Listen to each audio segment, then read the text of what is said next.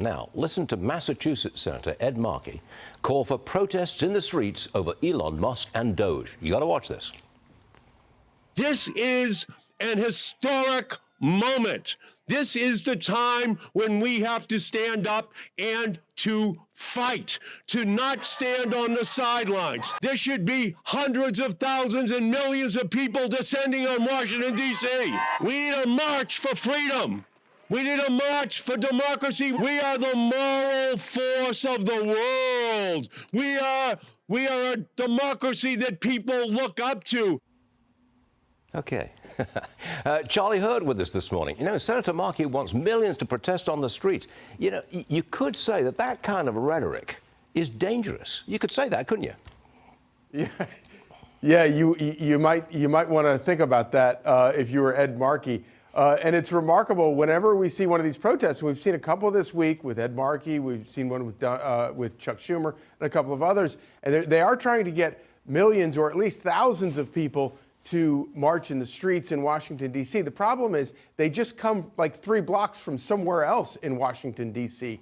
Those are the only people who care about these cuts that DOGE is trying to make to these government programs. The only people who are up in arms about it are government bureaucrats, often unionized government bureaucrats.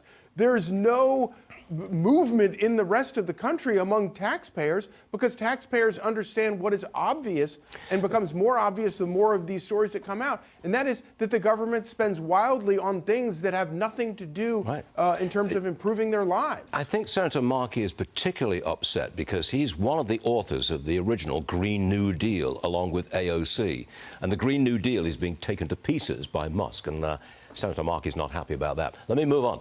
Listen to what White House Press Secretary Caroline Leavitt had to say about the Democrats' rhetoric. Watch this.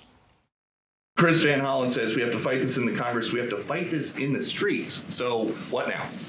And may I just point out, if you heard that type of violent, enticing rhetoric from our side of the aisle, from Republican leaders on Capitol Hill, I think there would be a lot more outrage in this room today.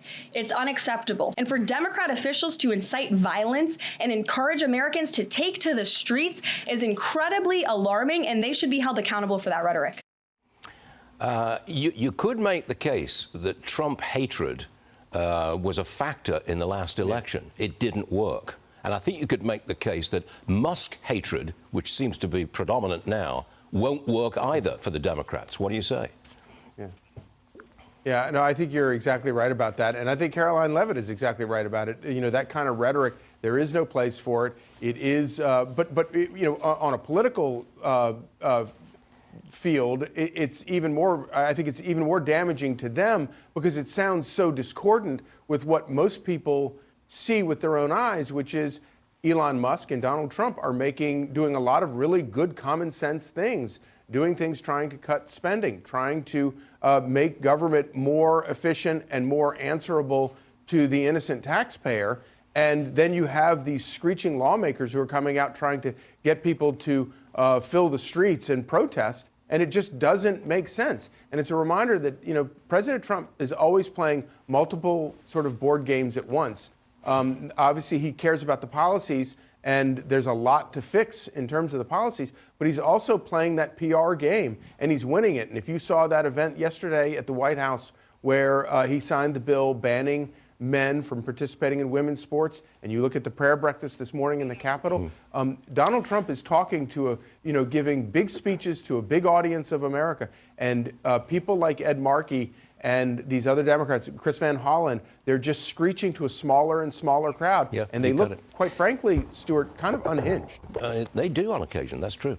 Charlie, thanks for joining us. See you again real soon.